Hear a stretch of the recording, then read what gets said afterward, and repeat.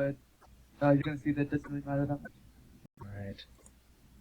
I'm going to show you all why the 12nex is, in fact, actually